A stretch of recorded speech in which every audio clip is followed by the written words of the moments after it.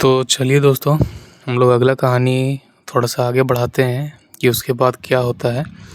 तो संजीवक ने सारी आप बीती सुना दी, तो पिंगलक ने संजीवक को आश्वासन देते हुए उसे उस जंगल में रहने की अनुमति दे दी।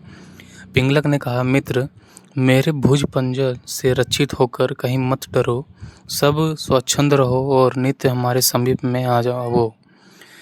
यूं तो इस जंगल में ऐसे अनेक भयंकर जीव हैं कि कोई नया पशु एक क्षण भी यहाँ टिक नहीं सकता, जो आपके समान किसी शाकाहारी पशु के लिए बहुत कठिन है।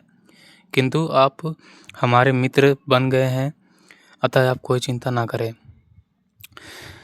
संजीवक को इस प्रकार आश्वासन देकर पिंगलक ने यमुना तट पर जाकर अपनी प्यास बुझाई और अपने निवास की ओर चल दिया।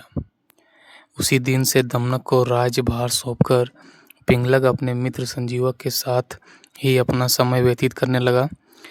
महापुरुषों ने ठीक ही कहा है कि यदि अचानक ही किसी सज्जन का संग हो जाए तो वह अच्छे फल देने वाला होता है, लेकिन ऐसा किसी अवसर किसी को भी सुलभ नहीं होता और न अभ्यास से ही प्राप्त किया जा सकता है। संजीवक अनेक शास्त्रों का ज्ञाता और विवेकशील था।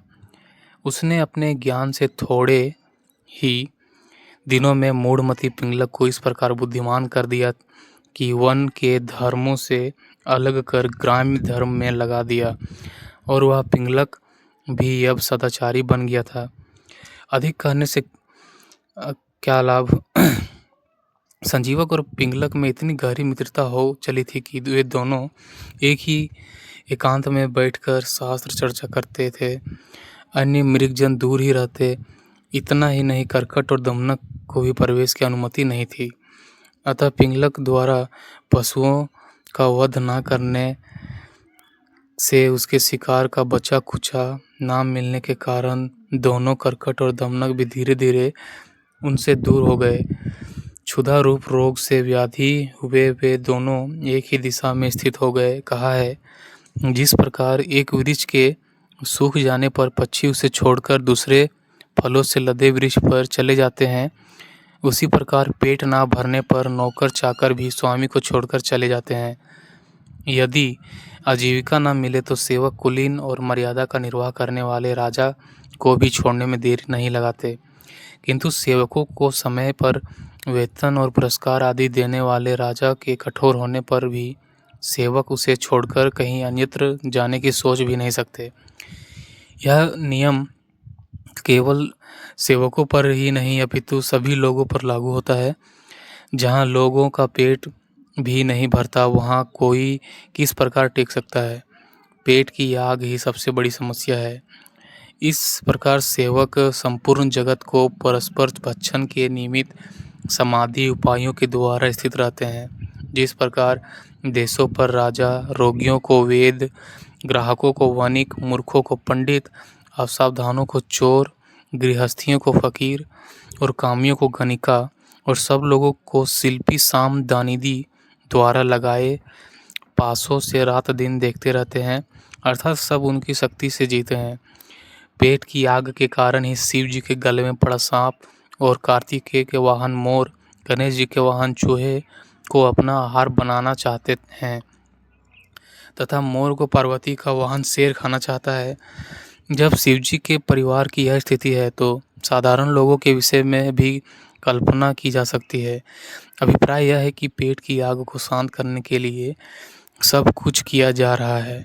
अपने पेट की आग को बुझाने की चिंता को से व्याथित हो तथा पिंगलक द्वारा पक्षयुक्त करकट और दमनक आपस में सलाह करने लगे।